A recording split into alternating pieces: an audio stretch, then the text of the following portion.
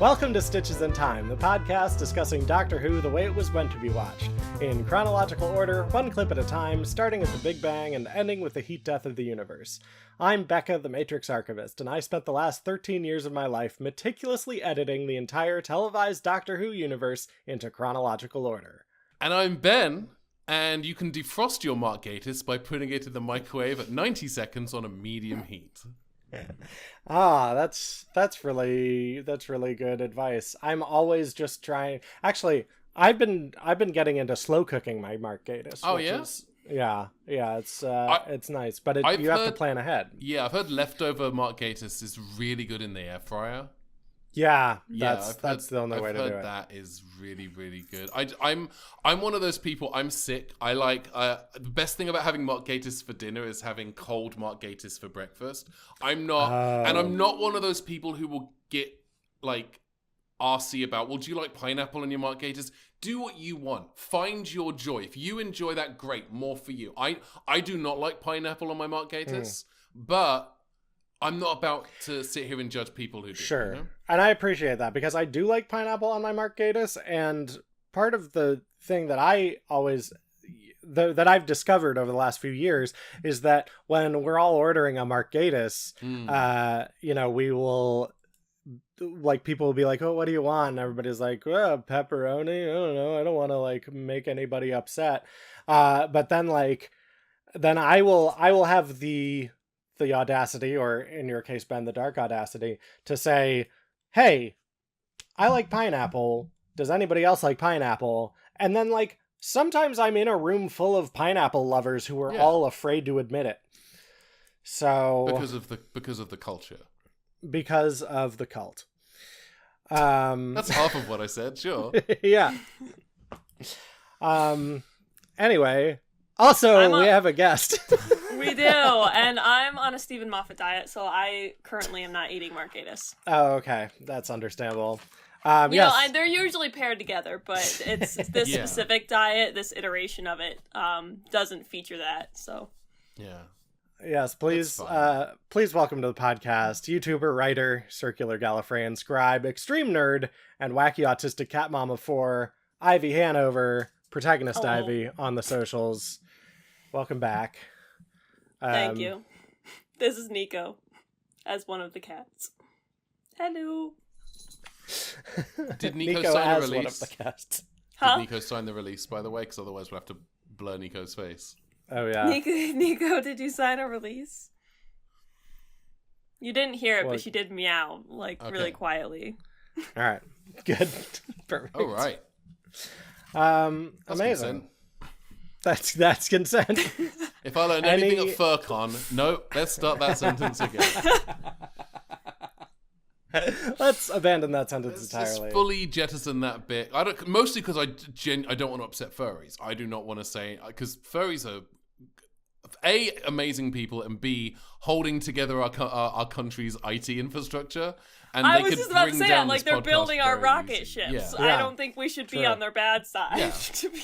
Yeah.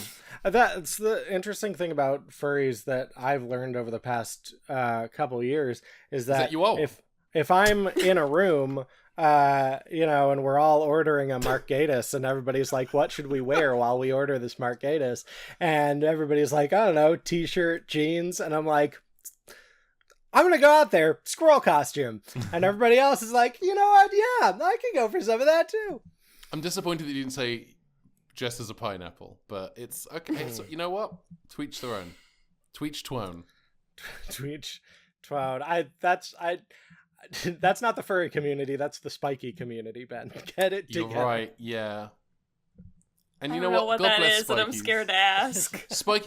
Okay, so furries are our great nation's IT infrastructure people. Spikies, which is people who like to dress up as pineapples. That's gym teachers.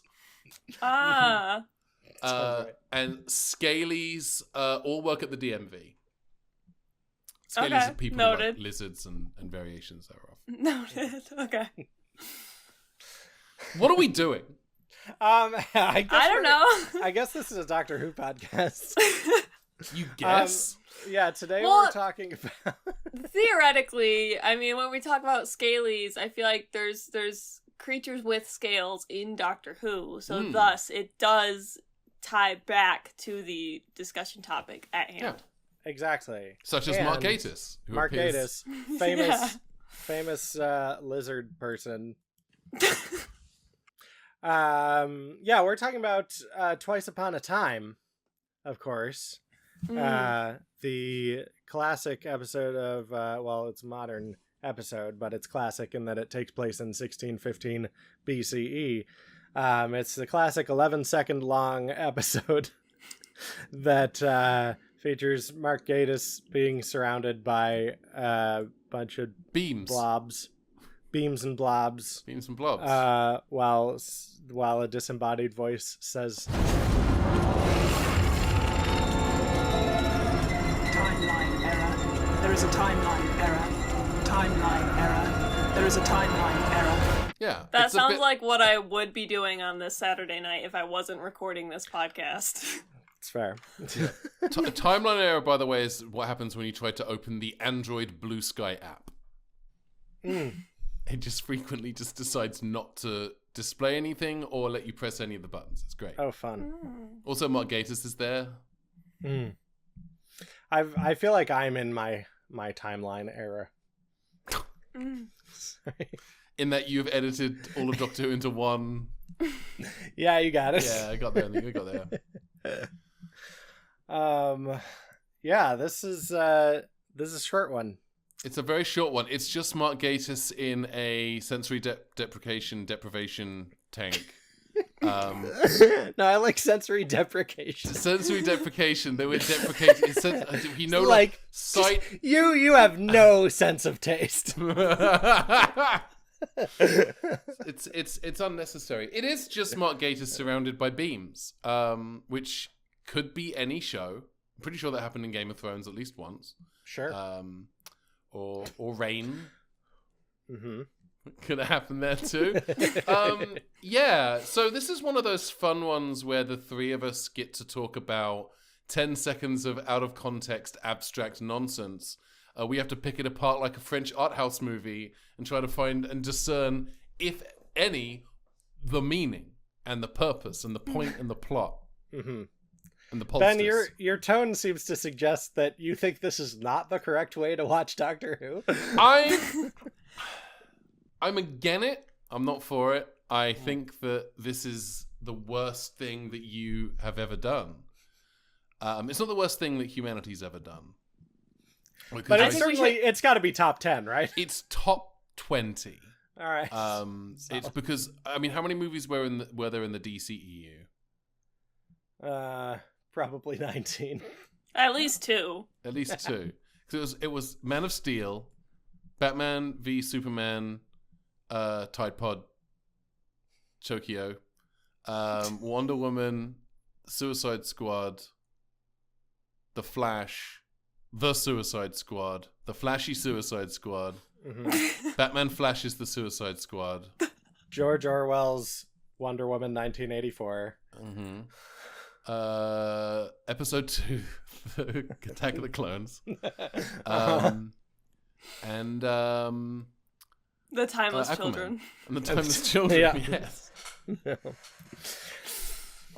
No, Timeless Children's not part of the DCEU. As we all know, Doctor Who already exists canonically within the MC, not the MCU, but certainly the Marvel Comics universe.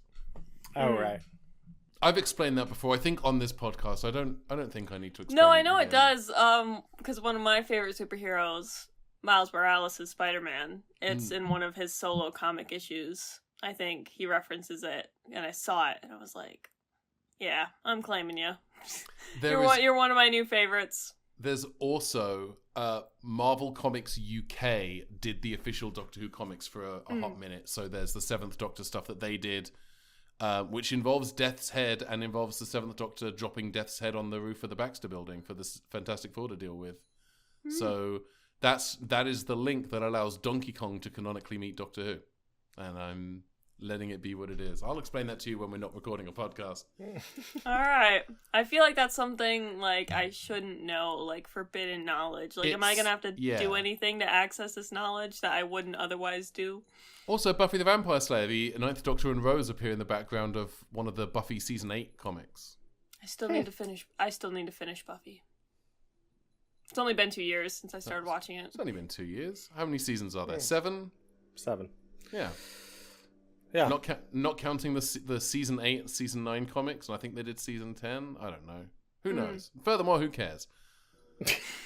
What do we all think about Mark Gatiss being trapped in what appears to be a Windows 95 screensaver? He hasn't done work on Doctor Who for so long. Are we sure that's not where he's been this whole time? This whole time, just like sitting, like this is whole him sitting in the cache. Yeah. He's sitting in the file folder waiting to be loaded. What was the last thing? Okay, let's talk about Mark Gatiss and his many appearances in Doctor Who, not including the episodes that he's written. He although he did appear, he voiced Danny Boy in Victory of the Daleks, which he did write.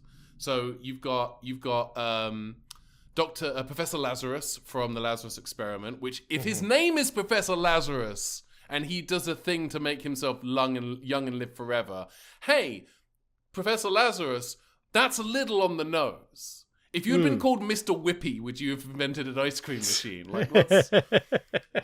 So Professor Lazarus, Danny Boy, he plays that guy that the 11th Doctor plays live chess against in season 6. And in the reality war. And in the and he's in the because, he is yes. Because wait, I'm a fool. They loaded him back in. It was just such a quick cutscene, I forgot. Yes. And now he's back there again, and we have to free him. Maybe. And Danny Boy also appears in Good Man Goes to War. Good Man Goes to War. My brain wanted to call it Demon's Run, which is not what the episode is called. That was the original script title for that episode. Why do I know that? And why is that the where my brain went with it? Anyway, and then obviously we have Reginald Carlton Stevenage Brigadier Lethbridge-Stewart, or whatever his actual name is. What was his name? Captain Archibald. Archibald. I believe Mark Lethbridge-Stewart. It's just his self-insert OC. Yeah. Yes, this is Mark Gatiss Lethbridge-Stewart. Yeah, I found his AO3 account, and it's just him marrying all of the various. No, it wouldn't even be AO3. It'd be like Wattpad at that point. And I think that would be more period accurate for the 2010s, maybe. I'm gonna be honest with you. I'm gonna throw you a curveball. I think if Mark Gatiss is writing fan fiction anywhere, it is on fanfiction.net, and we can't hold that against him. Or I raise you, Quotev. I have to go suddenly. I need to be. He's on live. He has a notepad.txt file that he uploads to a Dropbox. That's where his fan fiction is. That's where he is right now. Yeah, that's where he is in the context. He's of this within the coding of his own creation. Yeah, he's been consumed by the fanfic. Which is Doctor Who in a nutshell, really. We have to mention his other roles that he plays. Not specifically in Doctor Who, but in Stitches in Time. He also appears as Dr. William Bruffin, Georgie, and Mr. Emerson in the Probe videos. I was about to go, there's no way you're going to talk about his Big Finish characters, because he's a version of the Master. He's the Master to the... Is he really? To the... God, I'm blanking on the name of the guy who played the Unbound Doctor. Oh, David Warner? David Warner, no. Yes, thank you. He played the Master to David Warner's Unbound Doctor. And also he appeared, they did that big Master anniversary audio thing with almost everyone who's played the Master. And he was in that. Yeah, so he's credited under a pseudonym whenever he does the Master for Big Finish. It's an anagram of his real name, and the anagram is Sam Kisgard. It's good. As a nod to whenever Anthony Amy would appear as the Master, but they didn't want to give the game away. They did that with Sacha Dhawan too, as well. They did? When? Yeah. I think it was with Ascension. I believe it was like they switched around the words like Master is back or something, and the credit was like Barack Stemis or something, and it just something that immediately sounded fake, and we were like, wait a minute, I think a certain someone's gonna appear in the episode, and he did. Do you Not until the last second, but as soon as like the line "orders from Mr. Saxon, fire at will" appeared in the Christmas Invasion, and people were on the internet going, "Oh, Mr. Saxon is an anagram of Master Number 6," and Russell T Davies was like, "Shit, really? Is it?" Yes, apparently. If you write out Mister Saxon, Saxon, it's Master Nosix. Master Number 6. Yeah. Oh my god, what? That's amazing. Well done. It's also fully unintentional, but he was the sixth on-screen master at the time. I can't help but feel like maybe the master themselves went back in time just to make sure some shit like that happened. We'll never know. We'll never know. It's also messed up because in terms of screen masters, he's the 7th. Possibly the 8th, depending on whether or not you count Gordon Tipple. You do. Okay. You do. So yeah, I guess that's not... I don't think people knew what they were talking about because they didn't include the TV movie Masters. You want to talk about a guy who's everywhere? Eric Roberts. Eric Roberts. He's Eric everywhere. Roberts. My favorite thing is when he just shows up at Galley. It's I mean, he hasn't been announced for next year's, but they have the rest of the TV movie cast, so it's almost like he's going. If they don't invite him, I feel like he's just going to show up. He's going to appear in the lobby. I'm very excited because I haven't seen Paul for 6 years, no, 10 years. I think last time I saw him was like he came to Galley in 2016, and he's the only person who's not signed my DVD copy of the TV movie. And all of my Doctor Who role-playing game source books, regular listeners may remember that I was the GM for the first 3 seasons of a Doctor Who role-playing game actual play podcast called The Game of Rassilon. I remember. Which Becca has appeared in. Pepperidge Farm remembers. Pepperidge Farm remembers casual racism and so many Doctor Who role-playing game source books. But I'm getting all of my source books signed by the various actors and writers and producers who've appeared in those iterations, and I'm very excited about having Paul McGann sign my 8th Doctor sourcebook because almost everyone else has except for him, Daphne and E.G. So I'm very, very excited about having them scribble in my book. That's amazing. Yeah, Eric Roberts is in so many things that these days it's almost like if I watch a movie and he isn't there, I kind of get a little concerned. Yeah, it's like, definitely... Like, was he sick that day? Like, where is he? Yeah. And is he okay? Are we checking in on him? Because he should be clocked in. Yeah, got all the way through Superman, no Eric Roberts. Can we please do a welfare check on this man? Exactly. Yep. I like this. I like this plan. So this is the first time that a Lethbridge-Stewart has appeared in Stitches in Time. Stitches in Time, yeah. I guess the original Lethbridge-Stewart. Now you're gonna have to important. keep a spreadsheet of Lethbridge-Stewarts. I mean, there's only 3, technically 4. Technically 4. Possibly 5. Go on. Kate Lethbridge-Stewart, I think, has been played by 3 different actresses.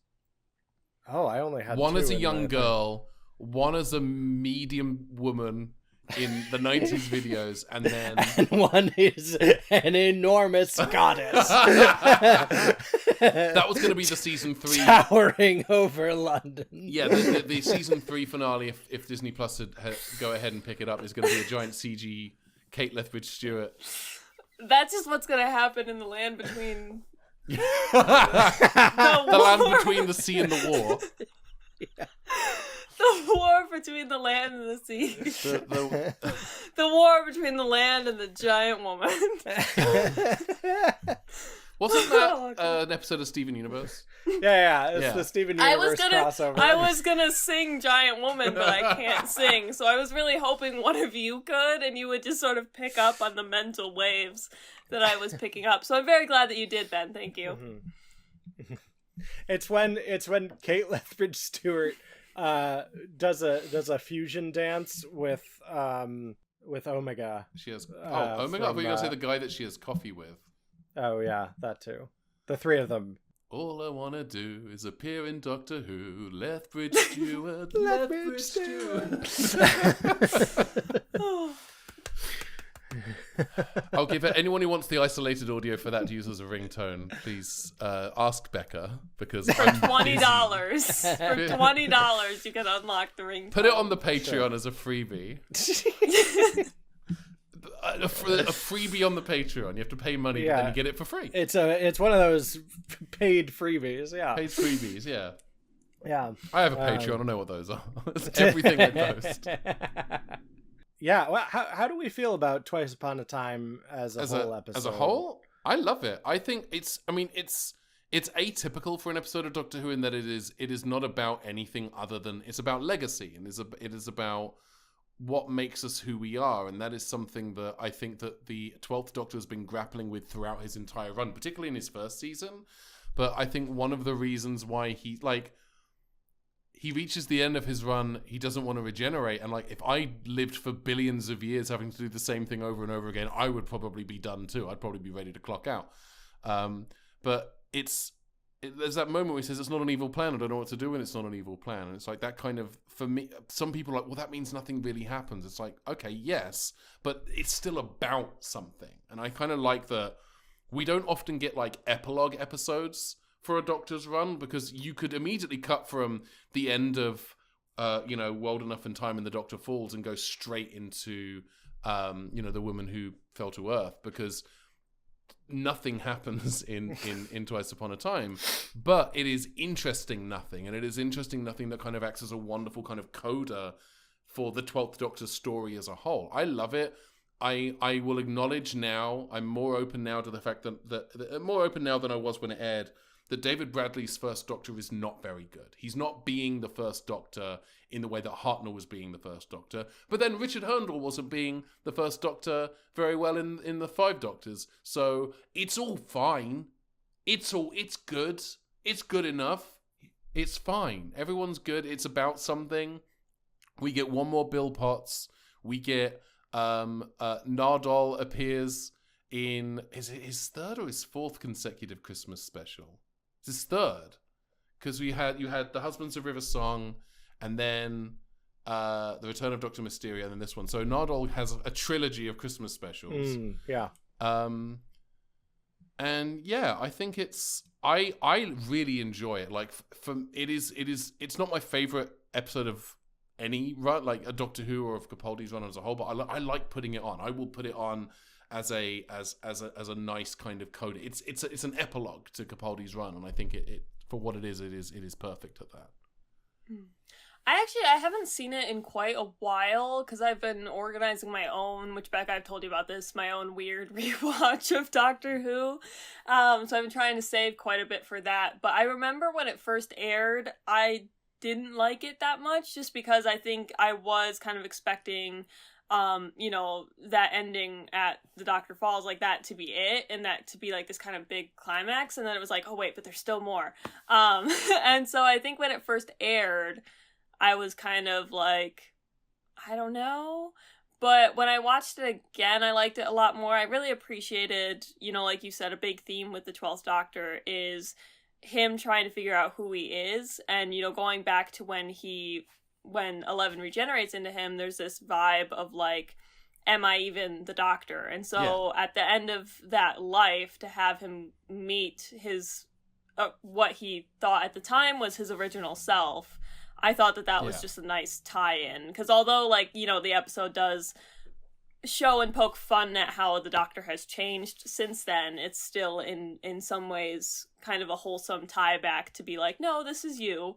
And you've gone through so much, and you can keep going, and it's okay.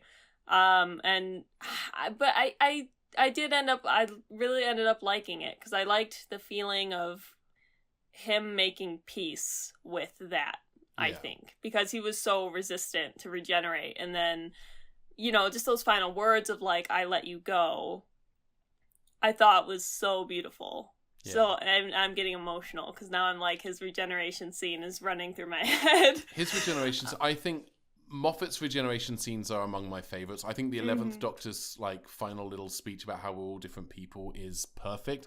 And that also acts as kind of a, like, Twice Upon a Time is a callback in a way to that we're all different people.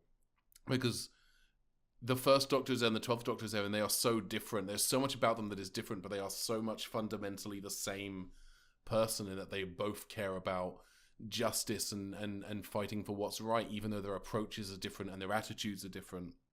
And I think that, you know, I like the idea. I like the idea of introducing this idea to the canon of like, this is the first Doctor has never regenerated before. He doesn't want to do it. It's a big new scary thing for him. And the 12th Doctor is a kind of a mirror reflection of that. He doesn't want to regenerate because he's done it so many times, because he's done so much. And it is, you know, as he says, it's a treadmill. And I kind of like that. Again, it is reflective of like, they are both very different people with very different attitudes, but with the same, like everything about who they are is the same, but it's also so different. Well, and then it's also, it's two doctors who are at the end of their first life of a cycle of lives. Because the first Doctor, even though, yes, there was the timeless child and all that came before, like that, to the Doctor's knowledge, was their first life. And then for the 12th Doctor, from their perspective, that was their first of the next cycle. And so that's like just another thing tying them together. So I think the choice to have them meet was really cool. And I like David Bradley's performance.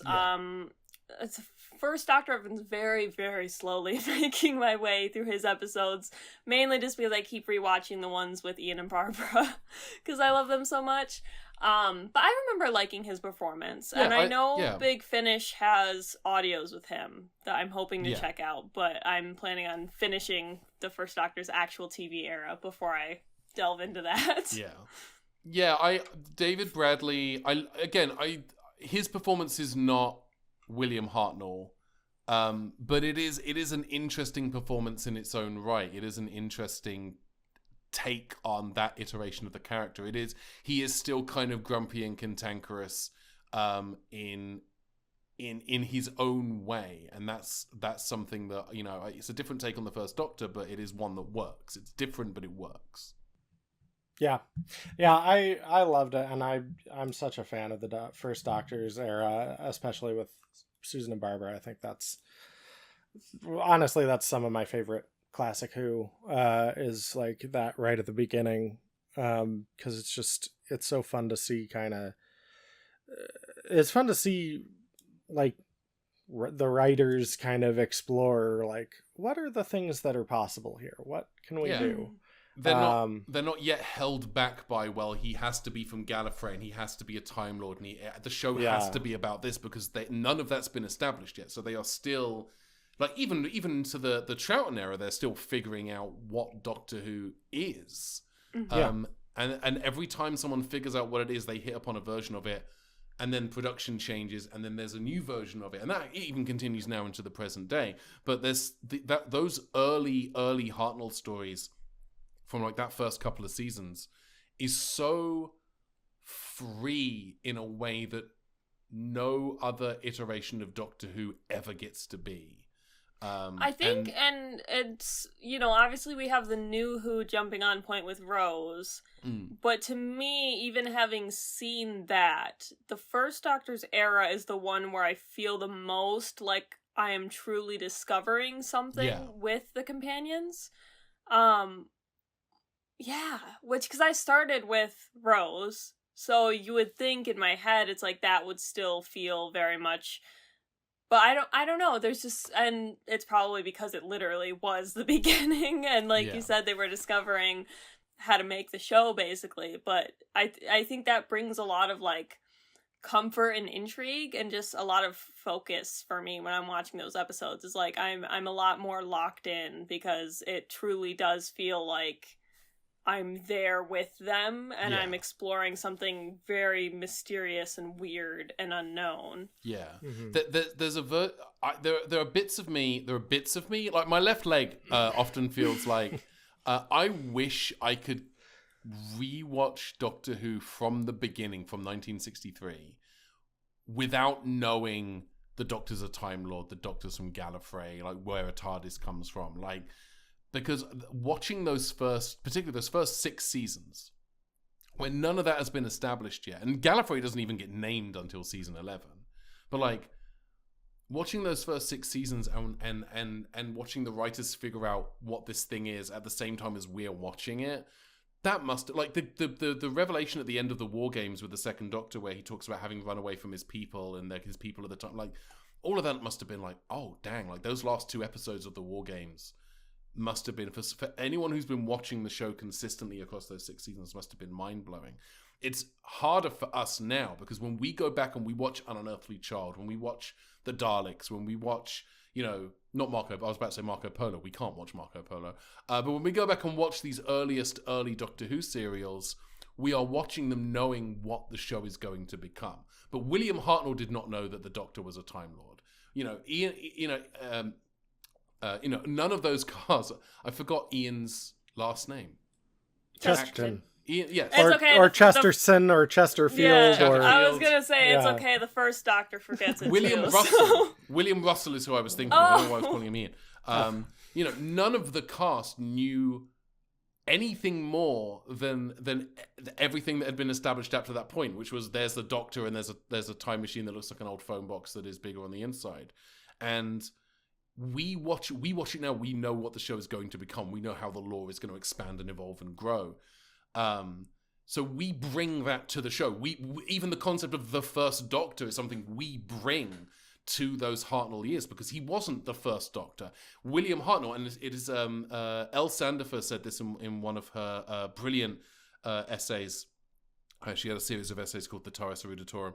Has said that the character of the first Doctor does not exist until the 3 Doctors. William Hartnell was not playing the first Doctor. William Hartnell was just playing the Doctor, and is arguably the only actor who has played the Doctor. Everyone else has been the second Doctor, the third Doctor, the fourth Doctor. And that's kind of very indicative of what that era of the show was. And we can never go back to... Because even when you learn about Doctor Who for the first time, what's Doctor Who about? Oh, it's about a time-traveling alien. Already giving that away spoils the purity of the Hartnell era. You can't watch Hartnell's era without thinking about everything the show is going to become. And that's not a bad thing, but it means that we are looking at it through a different lens than a 60s audience would have. And it also meant Moffat was writing that character through a different lens, when he was writing Twice Upon a Time, because he's writing about a version of the Doctor, of the first Doctor, who knows what the word regeneration is. That word wasn't even coined until, into the fourth Doctor's run, Mm-hmm. Yeah, and I mean, I think just like kind of to go back to what you were saying about like, the David Bradley first Doctor doesn't feel like Hartnell, and I was thinking about that a lot, kind of even when this episode first came out, of like, they like David Bradley is like incredible in this role, but also, thinking about like what the first Doctor is going through at that point, the cantankerousness, like, I think the point of the episode is, that they are both going through the same thing, just from opposite ends of the spectrum of it or whatever. And so, sadly, like the stuff that I really love about Hartnell isn't really present in Twice Upon a Time, because it is all of his like sort of impish joy about things, and his like, I don't know, I was thinking about the Space Museum, and he's just like, he's such a little troublemaker in that one, and it's so funny just to like... I love the first Doctor because he's just such a gremlin. Yeah. Sometimes. Like, you just... Yeah. I remember when I first watched, an Unearthly Child, where he's about to bash that guy's head in with a rock, and I was just like, oh, we're dealing with a different guy entirely. Yeah. Yeah, this is someone who, like, again, at the beginning of the Daleks, like, he wants to explore the city, so he lies to Ian, Barbara, and Susan. Oh no, the fluid links, etc., etc. Like, he's manipulating the people around him, and that's something I think that the Doctor never really fully loses. Particularly when you think about like the 7th Doctor and the 11th Doctor, the Doctor is a character who is not afraid to manipulate people, but he was much more selfish and self-serving at the beginning of the Hartnell run. And again, that's something that you don't see in the Bradley era. I even think about, like, in the 10th Planet, that moment where he's talking about emotions, love, pride, hate, fear, and that kind of, there's a kind of that lean in that Hartnell does that Bradley does not do, that we see when they dissolve into the Bradley version of the First Doctor. Hartnell has this kind of, again, this kind of impish, almost not mocking, but kind of borderline mocking of, like, have you no emotions, sir? And Bradley's read on it is much more like, there's a curiosity, which is also part of the First Doctor's character, but they're different reads on the same line. Bradley reads that line very, very different to how Hartnell read it, and Hartnell likely would have delivered the lines that Bradley gives very, very differently. But it's one of those things where the First Doctor is the Doctor you can get away with recasting, because they've already done it once with Richard Hurndall, and the rule is, does he look a bit like William Hartnell? Then in he goes. Give him a pair of fingerless gloves and pull the string on the back and watch him go. Like, Hurndall is not the First Doctor. Like, that's not Hurndall's performance. I don't know who that guy is, but it's not the First Doctor. That's Mark Gatiss aged up after he's been in the cash. Yeah, for like 400 years. Yeah. But like David Bradley has a take that feels Hartnell-y in places. Like, you can see Hartnell, like, not giving that particular read, but like, or even necessarily that performance, but you can see where he's researched Hartnell for doing An Adventure of Space and Time. You can see why he came to that conclusion. Whereas Richard Hurndall was just, I'm here playing kind of an old dick. Yeah. Well, it is almost because of, I wonder if this is like sort of because of An Adventure in Space and Time. I wonder if David Bradley is playing William Hartnell more than he's playing the Doctor, I can see that, yeah. Because I feel that was his way into the role, for sure. Yeah.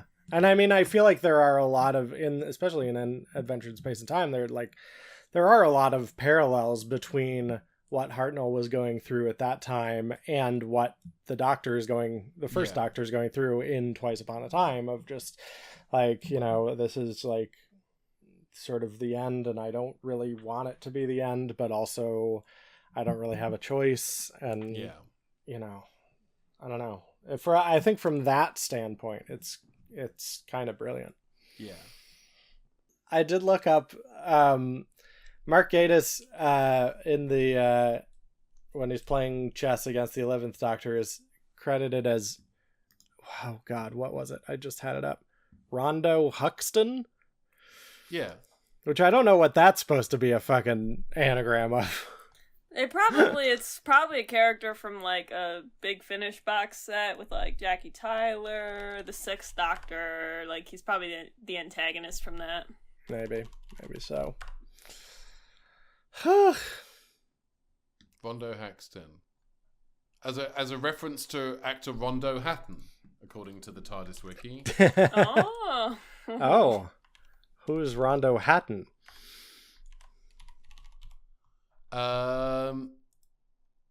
It's the actor on which the face makeup was kind of loosely based. He was an American journalist and actor.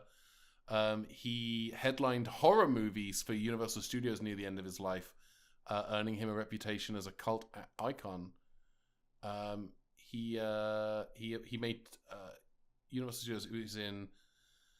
He played the part of the Hoxton Creeper in the studio's 9th Sherlock Holmes film, The Pearl of Death. He made 2 films playing the Creeper, House of Horrors and The Brute Man, which were both filmed in 1945 but were not released until after his death in 1946. He died of a heart attack at the age of 51. Oh, jeez. Yeah, I'm looking at Rondo Hatton now, and he does look like Gantok from The Wedding of Riversong. I want to know the methodology for the timeline error being this moment. How did it end up here? This was a straight up random number generator thing, because I was watching it, and like because for this moment, he is sort of in this like weird, ambiguous space of like beams and stuff. And then like, I think right after this, you know, then he's on the testimony ship or whatever. And so I'm like, okay, that's clearly a different place and time than this. So this was just I'm going to make an argument that may invalidate the last 47 minutes of recording we've done. Please. I think he's in temporal transit at this point, and we shouldn't be talking about this clip. That's my hot take. Is that if there's a timing temporal malfunction, a timeline error? If there's a timeline error, maybe it's because this is why he gets dumped in the wrong place. He's in transit. Like, this is happening like in the tubes from Bill and Ted. So by your rules, if the time rotor is moving, that moment exists outside of time. I think this exists outside of time. I think the swirling nonsense around his head is the equivalent of the time rotor for the organization whose name I can't remember. Boom. Testimony, thank you. Yeah, so delete everything we've recorded, remove this from Stitches. We have differing opinions on a lot of stuff with Stitches, but it's not my project, it's yours. And you can be as wrong as you like, but you're the one who exports the video files, so yeah. That is true. I can definitely see that that argument. And it is valid. But because, okay, my only problem with that idea is that it is a timeline error. So this is not like a transportation thing that is like happening on purpose. It's like a weird glitch thing. Okay, I can see that argument. I don't agree with it, but I understand it. Yeah. Like much of the things you say, I don't agree with it, but I will defend to the slight exhaustion your right to be wrong about it. Thank you. Okay, Ivy, I guess you're the tiebreaker on this. Does this belong here?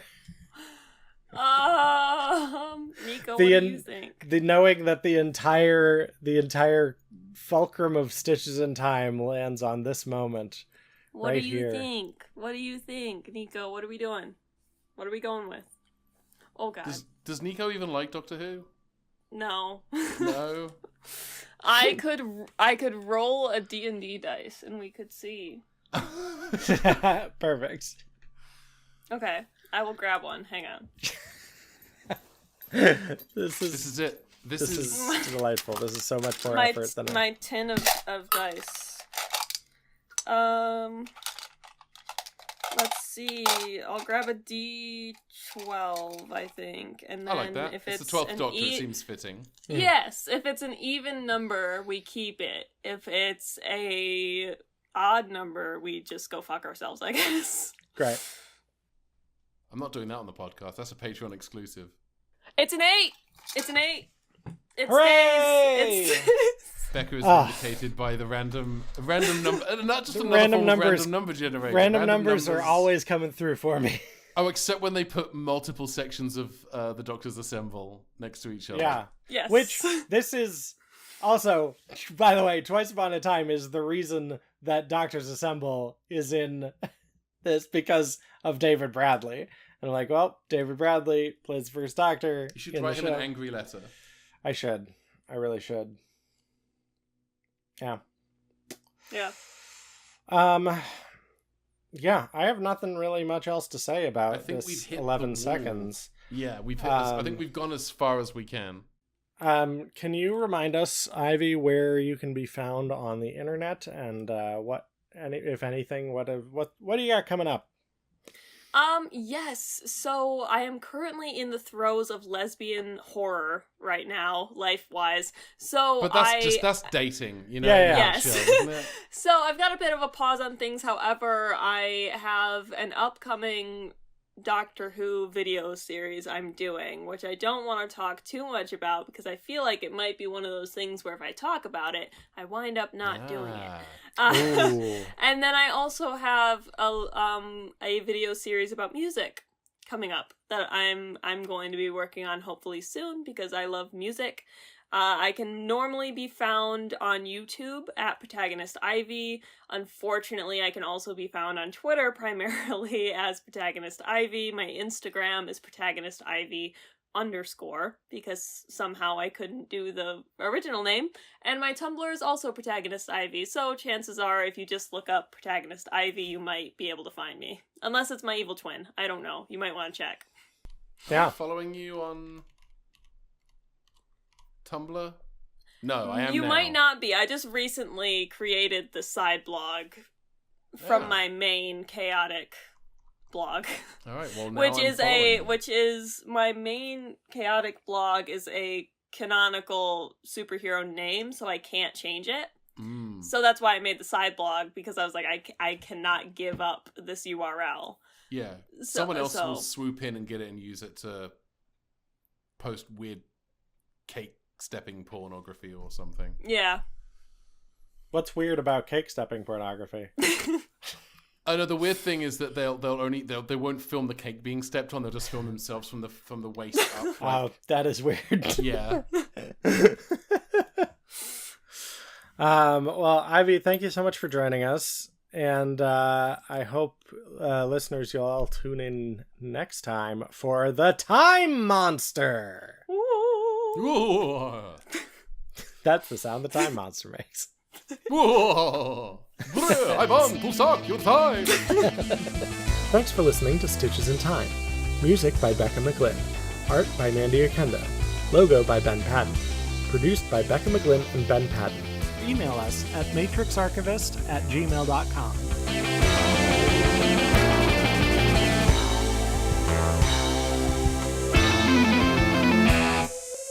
Oh, I guess we'll do a little bit of room tone. So just give me 30 seconds of silence or so. I always say 30 seconds of silence, and then I always just bail out at 20 seconds, because I'm like, that's all I really need. Because you're a coward and a wimp. Yeah. It's like Agreed. Chicken Little. That is, that's what they used to call me in high school. Chicken Little? Chicken Little. Or just a coward? A coward and a wimp. A coward and a wimp, Chicken Little. Just shoving you into a locker. You coward. You coward. Face me, you coward.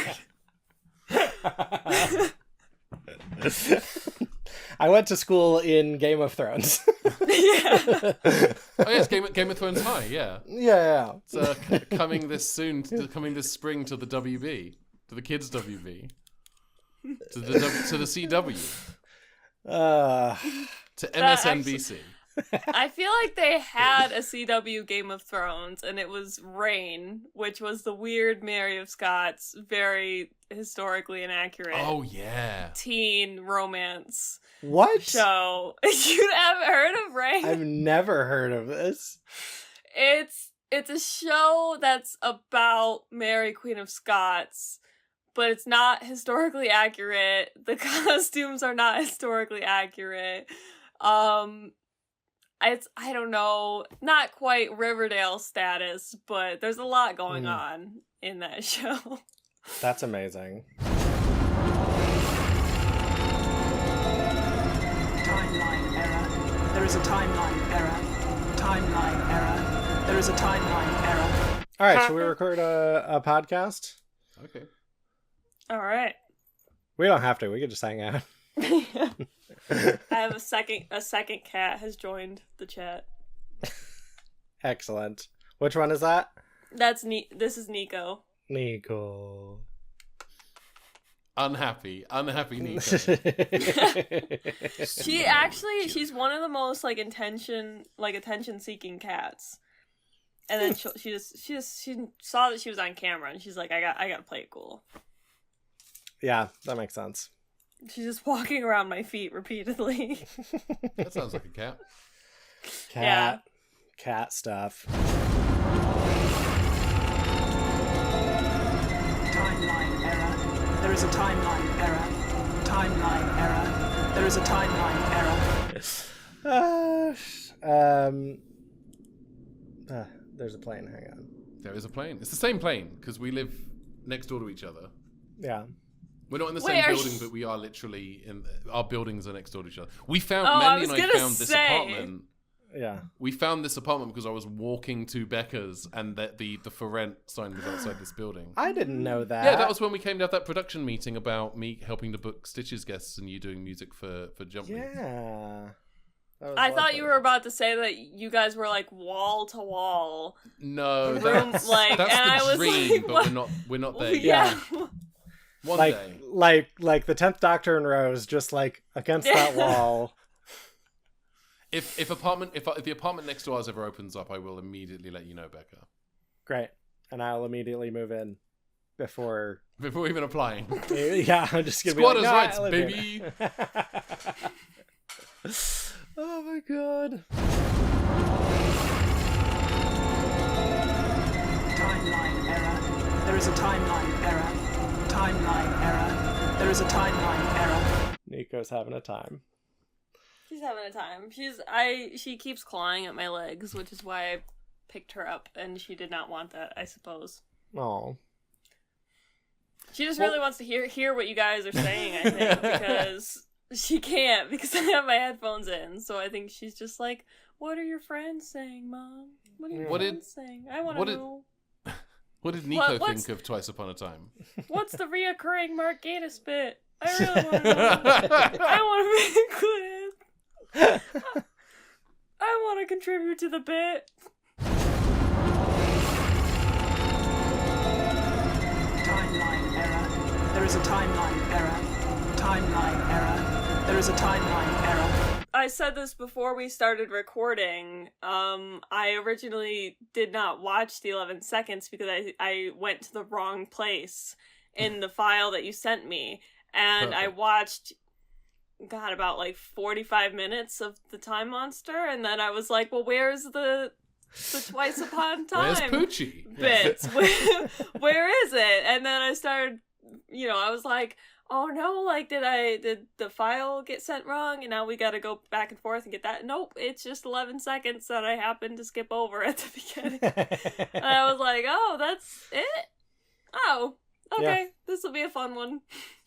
Well, I Indeed. think this is not the shortest I've done with you so far, because I believe the City of Death clip we did was about like 2 seconds long. Oh yeah. Yeah, that was a real short one.